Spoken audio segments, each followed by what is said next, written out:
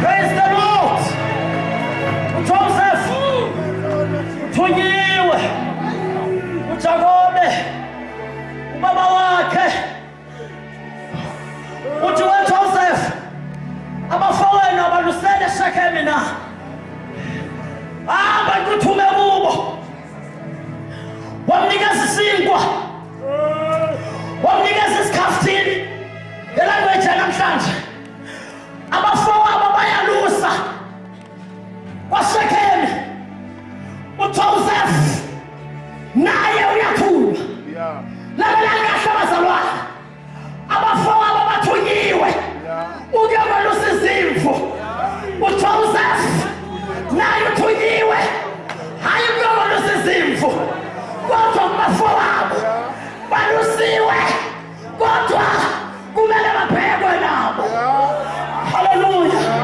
Siyabonga uJehova wamabunyandeni ukuthi noma selusa izimvu besingenayo umuntu osibhekayo, silawa abazalwana sizobhekwa ukuthi seluse nje thina siphila kanjani. Unikesisikwa kuyahamba uJoseph uthi ngithunyelwe abafowethu. Hallelujah, hallelujah. Uthi uDavid, the Lord is my shepherd, I shall not want. Amen. UJakobe kale uthi uJoseph kubelusi athi uDavid uJehova inkosi ibelusi wami. Why David uhlabelela le ngoma? Why David ubhala leli verse? uDavid wayekwidilemma yokuthi ungumelusi, kodwa usibona naye alusiwe.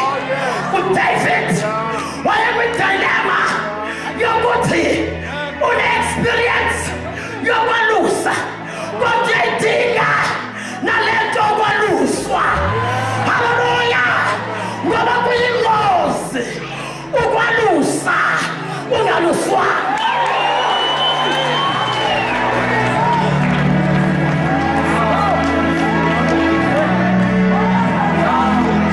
uJoseph yena uthuna abafowabo, bayethuna abafowabo, akathunywanga engaphethe lutho. Wazinyaka esikaThixo kulesikhaftini sama basilungisela umthimba. Ungaba neshwa ma ungabuyela ekhaya ungasidlanga isikhaftini sama.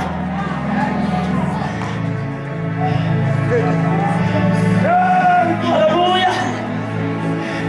Lalela,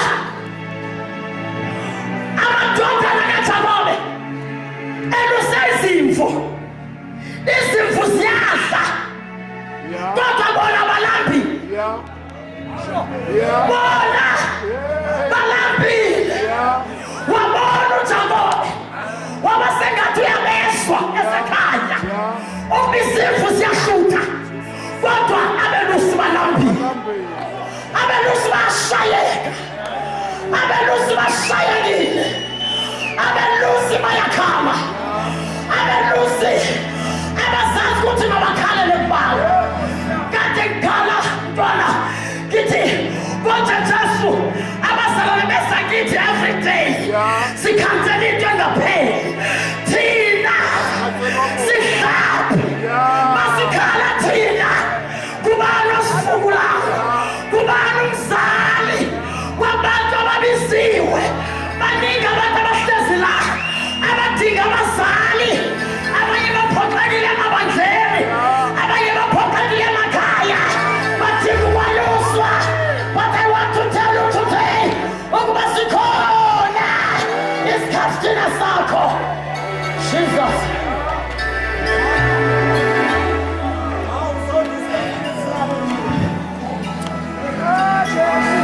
Labelusi amadodana kaJakobe alambile,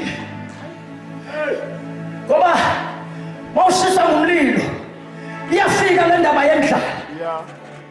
Uyajabula wena ongekalingwa ungazazi ukuthi uzothandaza uthini. Yebo. Usajabula wena othi mawulingwa. Ukulingwa kwakho kukusemkhulekweni. Ukhuleke kuvume uthi khosathalabaya. Libabosahani. Likosathalabasiyana.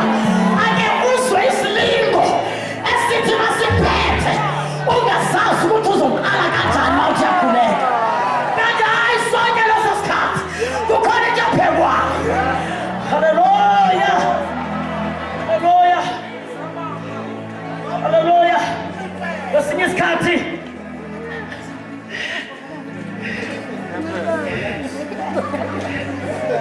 ngankhala ngithi mangokhuleka fika ngiguqe ngamadolo ngithi baba wethu onamandla onke ngoba vele uqalwa kanjalo ngithi sengishilo ngingawezwa amandla akhe onke sukume ngibeke izinyawo amandla akhe onke angiwezwa ngibona ukuthi lo ngake ngezwa kwamanye amasonto ngoba mina ngazalwa no-Full Gospel ebangise-Faith Mission kodwa ngake ngezwa kwamanye amasonto kuthiwa egameni likababa uNkulunkulu, egameni likaJesu indodana, egameni likaMoya Ngcwele. Awudathi nami ake ngiqale kanjalo mhlawumbe angibiza umthathu ukaThixo uzokwehla. Umthathu ukaThixo ngaqala kahle ngathi hayi mangiqale kahle ngithe egameni likaNkulunkulu Uyise, egameni likaNkulunkulu indodana, nasegameni likaNkulunkulu Moya Ngcwele. Awu ngasukuma nginjalo waba sengathi akekho nokuthathu bakhe. Lathula izulu nangasho lutho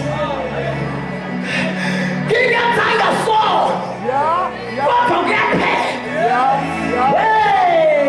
Ikholwa kahle nini yabona nina ningekawazi umlilo wayabazalwana uma unento uthina unikeze yona akazukuyiphekela ngaphandle kodwa uzoyiphekela kuwe ize ifuthwe.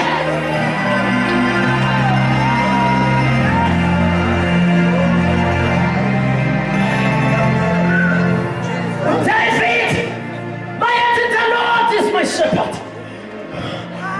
Wambona uJehova belusi yayingoba uyaselusa mawushiwa ngabantu bonke umanga kuwa kwelusa mayizitha zikushaya left and right umanga kuwa kweluse uma abazalwane bekurijecta ayikho into ebuhlungu nje yokuphoxeka endlini yesonto.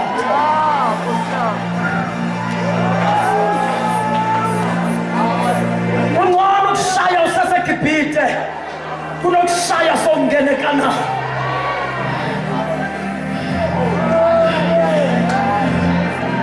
Angona manje nezinyoka zaseGibhithe kunokushaya songaphakathi eKanani ezweni lesethembiso. Hayi bazalwana kodwa uDavid uyamuza uJehova emalusile wamamaza wathi the Lord is my shepherd.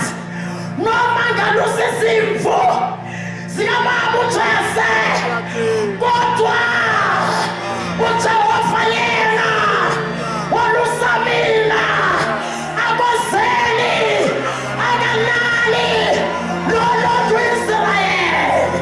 Hallelujah. David ukhalisa ukuthi nginamanxeba shakile ebaluseni.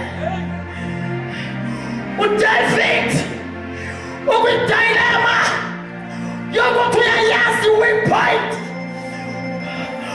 abe nayo ekumalusi. Uyakwazi ukushayeka, uyakwazi ukuba weak. Nizingelosini bazalwane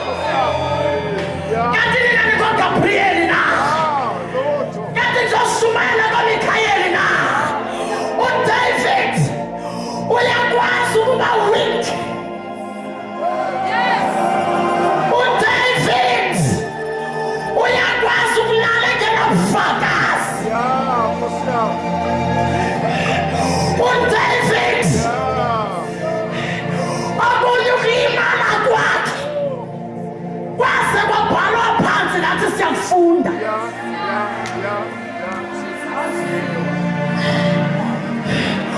uDavid wakungavuki into kulezi insuku zanamhlanje. Ukuba uJehova wayememezile kulezi insuku zanamhlanje. Wathi uDavid ngitholile indoda lenhliziyo yami. Babezotoyitoya abantu. Babuza ukuthi kathi wena Jehova njani. Jehova yathi because uDavid siyakwazi ukulimala kwakhe. Amanqeba kaDavid siyawazi. Ingane isithole sikaDavid sibhalwe phansi. Kodwa wathi uJehova noma kunjani. Kodwa le ndoda hey libhodwe. Ebeshayeka ngoba bephekwa. Ebeshayeka ngoba bebasiwe. Aniso bakholwa. Nkosi yami.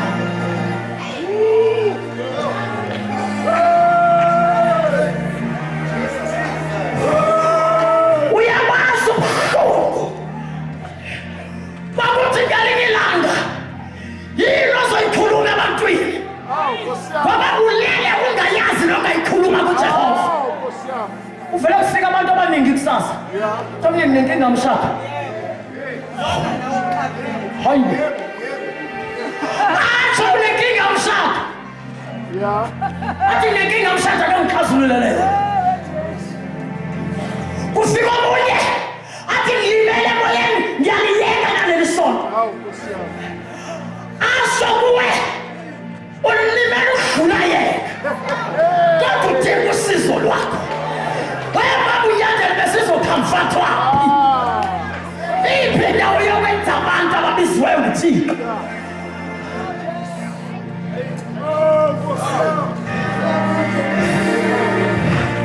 Ufika omunye odinga ukuthi le nkinga yakhe usumbeke nezandla.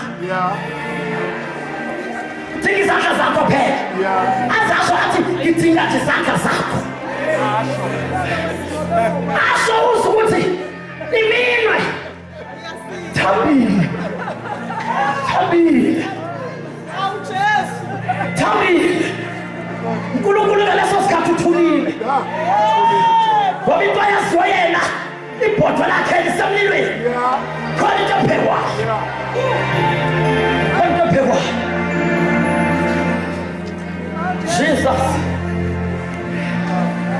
Jesus. David was a shepherd, but he was a sheep at the same time. Yes. What was this info? Now you info. It's info. C'est nous info. Amen. So what was it to me? And so many things about the Israel.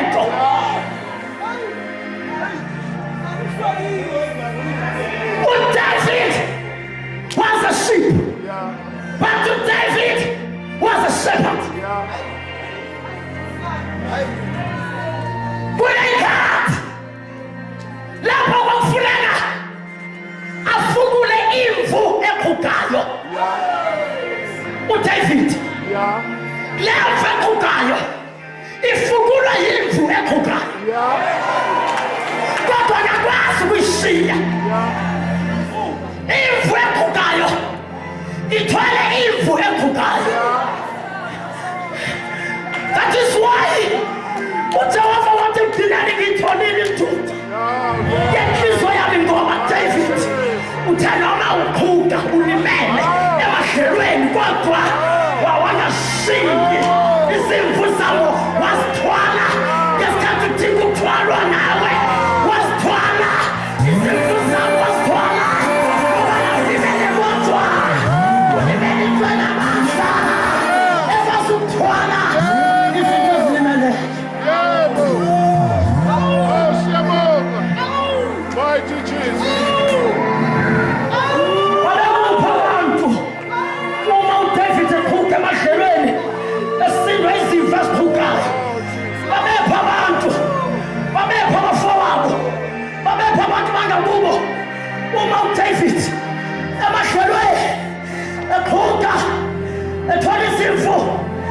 ezilimele. Uthi David noma ngilimele mina lungile uma nje ngizobekezela ngize ngiyofika ekhaya kubaba ngiphethe imvu yakhe elimele noma nami ngiyabuza ubuhlungu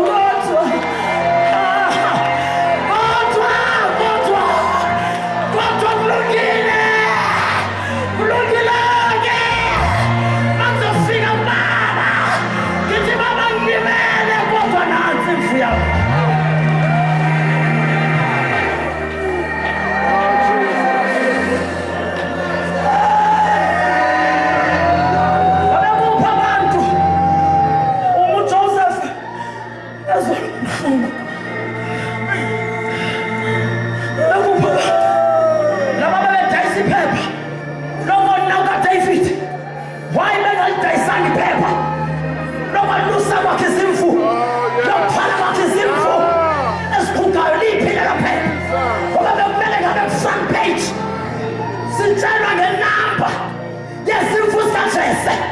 I was told David, what a front page.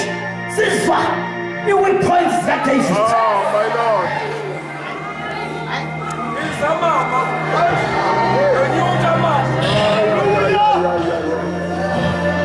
You don't have my soul. Good Joseph, what did you do, Mama Fire?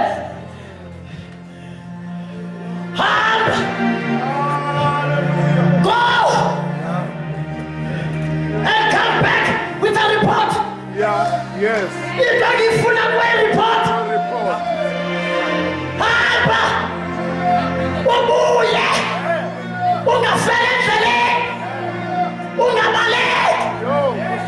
Ungapelele zale. Itangilidele kuwe. The report. You are accountable.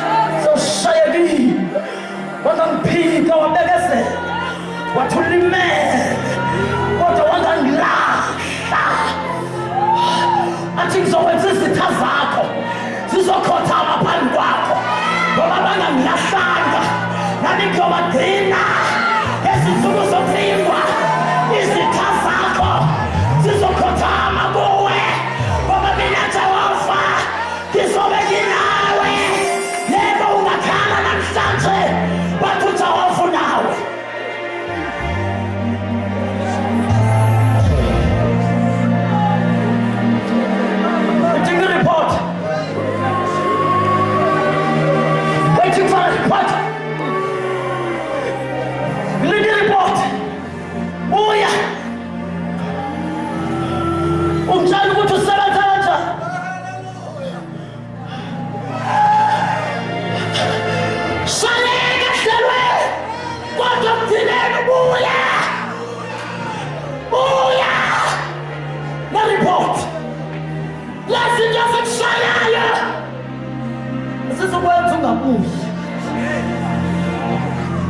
Ngoba ngikulindele ekhaya uze ne-report bazalwane asakholwa ngoba ingoma zimnandi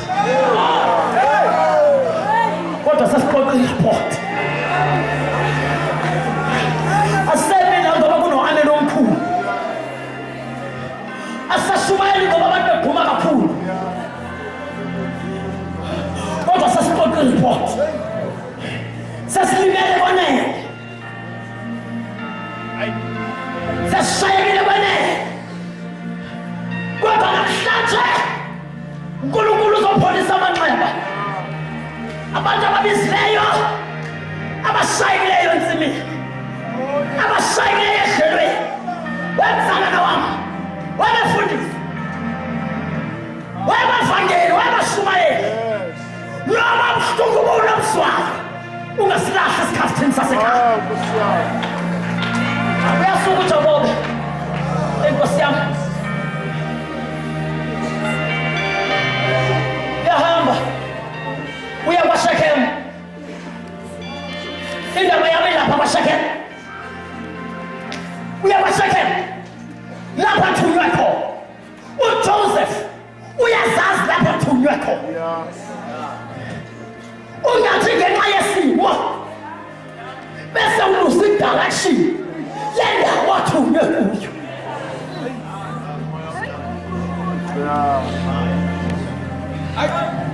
uNkulunkulu uyakwazi ukuthi ukuthume kuphi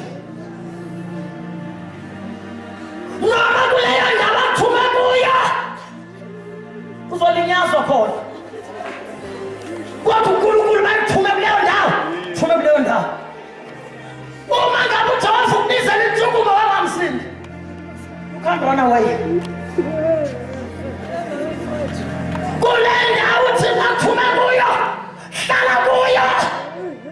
Don't lose your position ngenxa yokushayeka. Mayifika kwaShekhemu uJoseph abekho abafowabo ubaphathela ukudla kwasekhaya bona bekho. Ayikho into ebuhlungu njengokuthunywa ebantwini bangayamkeli into oyiphetheyo. Ayikho into ebuhlungu njengokuthi uJehova akuthume ebantwini bangakwamkeli. Ayikho into ebuhlungu njengokuthunywa kuJehova ebantwini bangayidli into ikhona. Isikhathini sigcwele shumayela uthulukume emanzi ukhula kubusuku bonke bazalwane kodwa abafowenu wathunywe kubo abakuhle ukudla kwakho.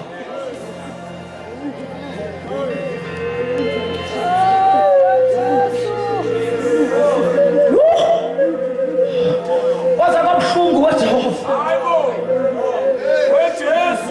uthola indoda lapha kwaShekhemu ithi le ndoda umfana wamfunani la uthi uJoseph ufuna abafowethu. Hayi bazalwane ababonanga yini abafowethu ngithunywe abafowethu. uJoseph wayengayivulele le ndoda isikhathini ngoba uyamazi abantu athunywe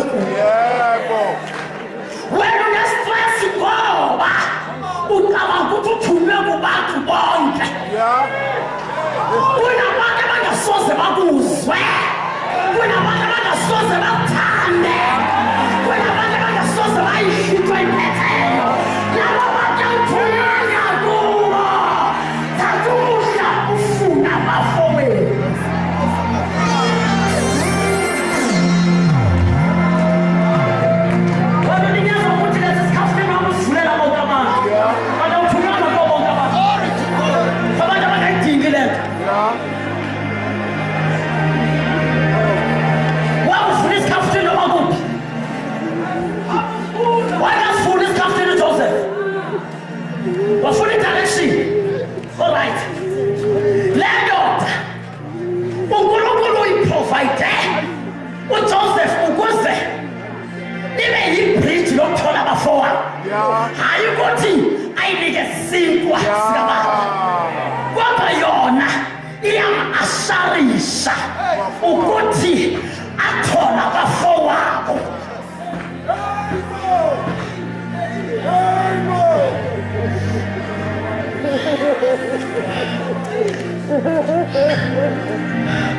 Sesothanda amadodana kaJakobe athunywe kwaShekemu uba yokwelusa izimvu, kodwa abasekho kwaShekemu ngoba ithi le ndoda ngike ngabezwa bethi asehle siye eDothaniya, kodwa bathunywe kwaShekemu. Isinkwa abaprovayidwe ngaso kuJakobe siya kwaShekemu. Ungayishiyi indawo yakho ngoba ngesikhathi ugivapha ushiya isikhathini sakho. Njengoba ubona sengathi kuyabanzima, kudla kwakho sekuseduze kuyeza. Yebo.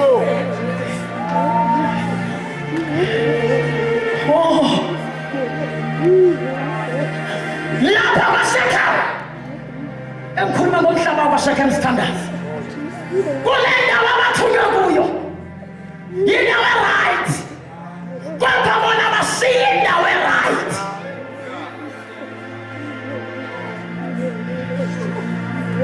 Umhlaba wakwaShekemu wawusurroundwe izintaba, wawuprotected ngoba izintaba, iGerizim neBhali, hayi bazalwane, siyiprotectile indawo yakwaShekemu. Mabe kwaShekemu ba-protected,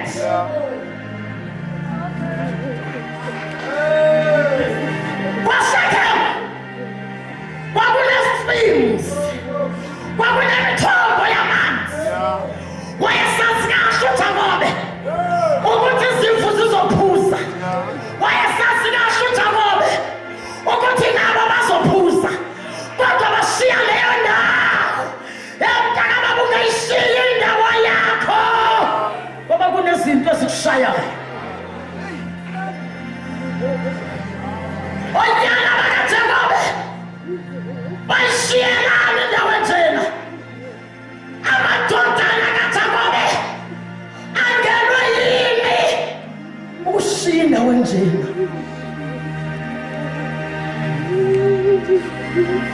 KwaShekemu kwakunobuqebi, kwakungumhlaba ocabayo. Leli dolobha lalinamahlelo lapho izimvu zazizodla zenele. Kungapheleli lapho, kwakunee-orchards zayo yonke inhlobo yamafruthi, nabo labafana babengahla. Kwakunegadi ye-vegetables, nabo babengahla, kodwa bashiya.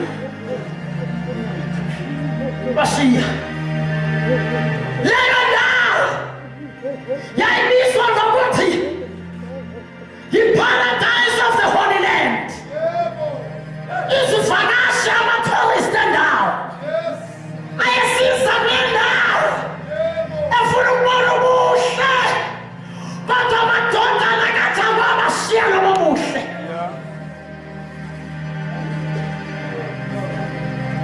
KwaShekemu, u-Abraham uqala kwakho kwenza u-altar kuJehova, wayenza khona ukwenza kwakhe isivumelwano sokuqala, wasenza kwaShekemu. Kulapho uJehova awamhambela khona u-Abraham kwaShekemu. Kodwa amadodana kaJakobe nishiyelane indawo enje, nishiyelane indawo enje.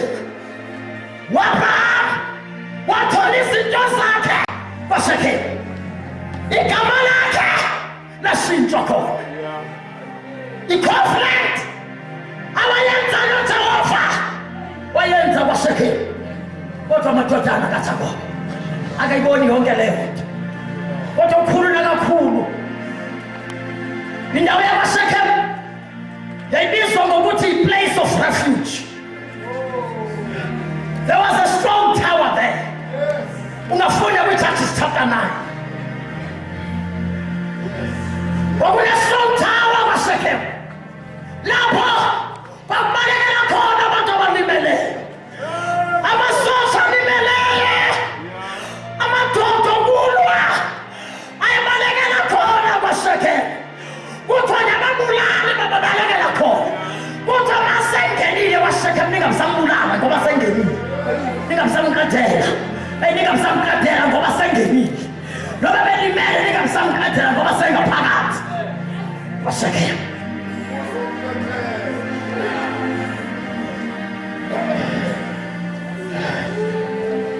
Hallelujah. uJacob ubaba yabafana lo mhlaba wakwaShekhem wawuthenga. Lo mhlaba uyawona. Lamadoda akazi ukuthi ashinda wonke baba. uJacob le mithombo yembiwa nguye. Lamadodana ashiya provision yababa engaka. Hallelujah. Le mithombo kwakuye yakhe. Kodwa amadodana wabo bayiboni leyo nto. Lo mthombo Nkosi yami yiwo lo esithola kuJohn chapter 4. Lapho kuthiwa uJesu sekonakele isikhathi eside kwaze kwavela isizwe samaSamariya. Kwakumele ukuthi adabule eSamariya. Kwakumele ukuthi adabule ekhathele wahlala phezu komthombo. Kanti lo mthombo wahlala phezu kwawo kumthombo kaJakobe. Esithola kuGenesis chapter 37. Into ekhulunywa kuGenesis chapter 37 siyoyithola kuJohn chapter 4. Amadodana kaJakobe alahla ukuphila kwawo ngenxa yobude bendlela. Uthi uJesu kule ntombazana. Amen Nkosi yami. Uthi uJesu kule ntombazana ngipha amanzi uhlezi phezu komthombo kaJakobe. Ithi le ntombazana asinako ubudlelwane thina maSamariya nani maJuda. Usho kanjani ukuthi ngipha amanzi? Akazi ukuthi uJesu uzohlanganisa into ebingahlangani, ngoba masefikile uhlanganisa izinto ezingahlanganiyo. Haleluya. Lithi iBhayibheli uJesu wahlala phezu komthombo kaJakobe ukubuyisela izinto ezalahlwa ngamadodana kaJakobe. Malibonke igama leNkosi. Malibonke igama leNkosi. Bathandeka intshukumo yindawo ye-restoration. Abantu bese belahlekelwa zizinto zabo ziyabuyela kubo. Haleluya. Hlala kwaShekhem ungaphumi.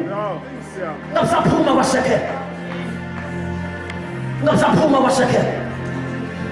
Ulinyazwa izinto ebengamele ukuthi ziyakulimaza ngoba inkinga yakho awuzazi ukuthi uthunywe kobani. Okwakugcina abantu babekhothama kulo mhlaba wakwaShekhem. Bewashipha bebonga uJehova bethi wena Jehova uyinkosi. Wena Jehova u-Alpha no-Omega. Wena Jehova uthembekile. Kodwa amadodana kaJakobe eshiya leyo ndawo. uJoshua ukwaShekhem lapho wakhuluma khona inkulumo yakhe yokuqina. KwaShekhem uthi wena mdlali kaJehova ake nitshele kahle kama nifuna ukukhonza muphi uJehova, kama nizokhonza uJehova ama bekhonzwa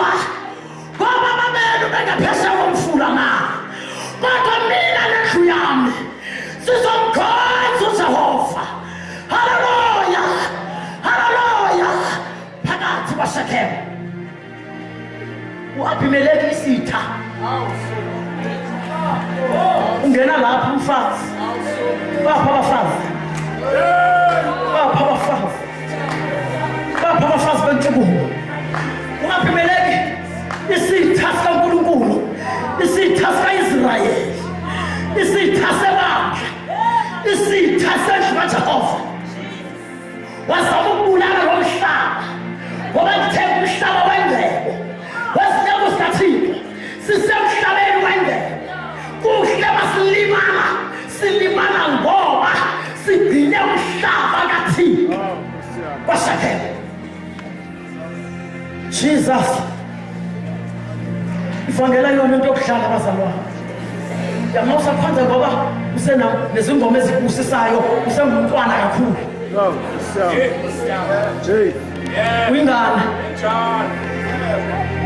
uyingane usacabanga ingoma nje ezimnandi ezithi basihlatshelelwa ujike ubhekele uphelele lapho. There are times lapho ingoma uzikhohlwe ingoma ungayazi ingoma kodwa kuleli sonto izingoma zakhona esihlaba umxhwele ezinyakazisa i-audience sithini kwanje ngoba ngizikhohliwe awufiki neyodwa fika isikhathi haleluya fika isikhathi sokuthi into phekwayo ngizisa ubuhlungu. U-Abimeleki uthatha uSawuli uyawuhlwanyela kulo mhlaba kwaShekemu ngoba ufuna ukuqeda umcebo walo mhlaba. Bazalwana umzimba kaKristu ulimele njengoba niphume emabandleni wonke umuntu la angafakazi ukuthi umzimba kaKristu uhlwanyelwe uSawuli u-Abimeleki ukuthi kuphela umcebo webandla.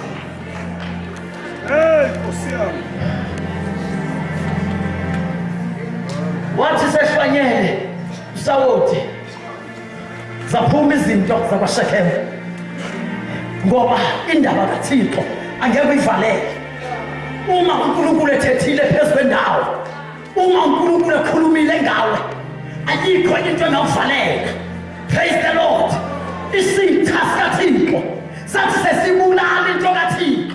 Bazalwane bami befundisi bomama enkosi yami kulapho baphuma khona umama kwincwadi yeJudges. Sebabalekile bonke abantu. There are times lapha abantu bonke babalekayo noma nihlabelela ingoma eyodwa kodwa uzwe ukuthi komoya babalekile. Ngoba uyazama kodwa umthandazo yesel groups ake siqoqe imbazalwane ake sikhulekele ake singene sifaste uzwe ukuthi abantu babalekile bakude abantu. Hallelujah. Basuka umfazi basuka asimame wathatha imbokodo. Hallelujah. Wathatha imbokodo wathi namandla wathi imbokodo yona inawo amandla wayiphasa ku-Abimeleki wamshaya waphansi. Isikhathi makhosikazi sabuyela emakhaya sabuyela emabandleni asiyomkhoboza ikhanda u-Abimeleki wakho alibonke igama lenkosi. U-Abimeleki ome phambi kwamandla wena ubuzothatha amandla ubuzothatha imbokodo la nokumkhoboza ikhanda hamba ubuyele ekhaya uyamkhoboza ikhanda kodwa ithi indaba yami ungashiyi umhlaba wakwaShekemu sendaweni right. Izinto zakho zila ake simeni ngenyanga isikhathi sami sesiphelile. Nkosi yezulu siyabonga. Siyabonga. Haleluya. Yabuza ubuhlungu bawubanga usolimele. Ngiyabuza ubuthakathaka bokuba yimve elimele. Asafana ukusindiswa kwami. Shayile ayikho into emnandi. Shayile anginamandla. Ngiyabuza ubuhlungu bokuthunywa emahlelweni. Ngiyasindwa ukuthwala izimvu ezilimele nami ngiyive limele. Nkosi yami. Uma ngithuthuza izimvu akekho ongithuthuzayo. Uma ngithwala abalimele lezi zinto ezibashayela ziyabuya zizoshaya mina. Ezinye izilonda nazo uzithole ngoba uzama ukuvikela izimo. Oh yes. Yebo. Ezinye zanga kuwe ezinye izinto kodwa ulimala ngoba uvikela izimvu. Wathuswa ngoba uvikela izimvu. Uthe wakufika le message sesiyathandaza. Wafika into ethi kimi konje uNkulunkulu umkhala uJoseph kwamthatha isikhathi esingakanani. Ngesikhathi accused kuthiwa uyi-rapist. Yeah. Ne-evidence ikhona. Yeah. Icala lakhe lalingakhulunywa nokhulunywa ngoba kwakungasadingeki ubufakazi ukuthi imali ingene icala phakanyisa ingubo yakhe. Yeah. I-evidence yokuthi ureyphile. Kwamthatha isikhathi esingakanani lo mfana ukuzama ukuziphruva ukuthi akareyphanga. Kwamthatha isikhathi esingakanani ukuthi abantu babamukele lapha emphakathini ukuthi le nto akayenzanga. Kwamthatha isikhathi esingakanani ukuthi akwazi ukuthandaza athi Thixo kanti le nto iyekele. Ngize ngihlale ejele for 3 years. Wahlala 3 years.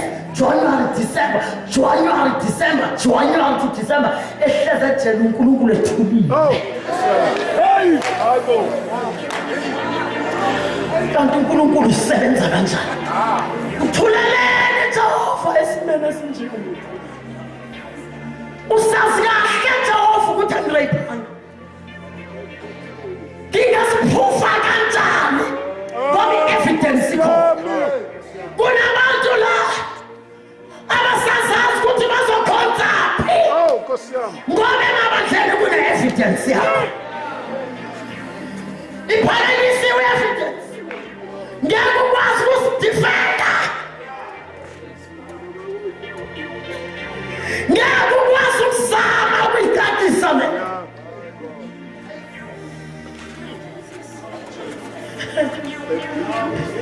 Imilakiso emithathu pha. Ngizoziphufa kanjani Nkosi ukuthi ngibizile? Ngizoziphufa kanjani ukuthi ngisakholwa? Oh, Nkosi yami. Ngoba kune-evidence esesandleni sommangaleli wakho. Lo o-accusile uyiphethe i-evidence. Mawusukuma nje ushumayela. Khuluma naseduze kwakhe. Ulaleli-ke lo. Mina ngine-evidence nathi. Yeah. Yeah. Nansi evidence. Ungamlaleli kakhulu. Ngachitha isikhathi senu, nansi evidence. Kwamthatha isikhathi esingakanani? Kwathi uNkulunkulu umnini mandla wonke wathi esentilongweni wanyathela uJehova. Oh, Nkosi yami. Siyathandaza abazalo. Wanyathela kwabangane. Nkosi yami. Kanti ethule kangaka njengathi usazonyathela. Yebo. Wathula isikhathi eside kanje kanti usazonyathela. Waba sengathi ubiyekele. Waba sengathi ukhohliwe. Kunezinsuku lapha uzwa sengathi ukhohliwe. Hey, kanti usazonyathela. Hey, wangaya kwaPotifa. Wangaya waya ejele mayifika ejele waziyeka zonke iziboshwa mhlawumbe ezinye ngaziboshelwa nje amaqala amancane okuntshontsha nje imbuzi nokuthatha nje isikhwama sikagogo kodwa lo eyakhe indaba yayiyiqala ebomvu yi-rapist kodwa wanyathela lapho Thixo ngoba mayithule akusho ukuthi akaboni mayithulile akasho ukuthi umlahlile mayithulile akusho ukuthi akakuzwanga mayithulile akusho ukuthi akakuthandi uzonyathela wanyathela wangena phakathi ejele haleluya kutho konke obakuphatha izandla zikaJoseph waphumelela ngoba uJehova uhamba naye ngoba abantu bethu i-rapist ungakhali makufika isizini yokulahlekelwa kwakho i-identity ungakhali makufika isizini yokuthi ungazazi noma uzothi umzalwane noma uzothi yinto efanele ukuhlala esitulweni sokugcina ngasemnyango noma uyinto okumele ifike late kakhulu abantu sebegcwele bangaboni noma uyinto okufuneka ithule ingabonakali noma ibikhona namhlanje hey ngithi uJehova uzonyathela haleluya uJehova uzonyathela sisabuyela emakhaya sisabuyela emabandleni masifumele uJehova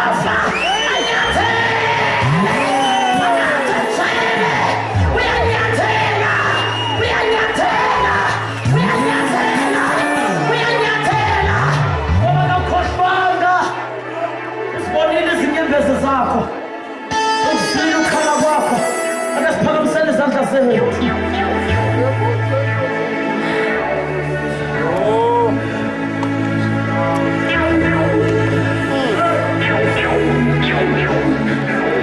phakamisa izandla zakho namanxeba wakho angikwazi wena ufuna ukuya ezulwini mhlawumbe ikhaphile ukuthi awubonaphi lokho ezulwini sofika sinamanxeba sonke kuhle futhi ngoba sobe sifuza uJesu ezulwini nje kulindele ukuthi la manxeba onawo sifike nawo ngoba noJesu wehla ezulwini engenasika kodwa waphindela ekhaya ngoba kule planet akuhlalwa le planet ayona indawo yohlala wabuyela ekhaya sanamanxeba nawe mntakwethu nawe mzalwana wami nawe ntekubathini isikhathi sokuthi uThixo akuvalele ejele isikhathi sokuthi uThixo akukhumbule bengicela abazalwane ngoba sekulate kanje kesenza umkhuleko wokugcina wokugodwa ngiyabonisa ngoba sendlule esikhathini ebengisinikeziwe ngiyabonisa ngicela senze umthandazo ozogodwa nawo bengicela siqinisise isikhathi esisesandleni sakho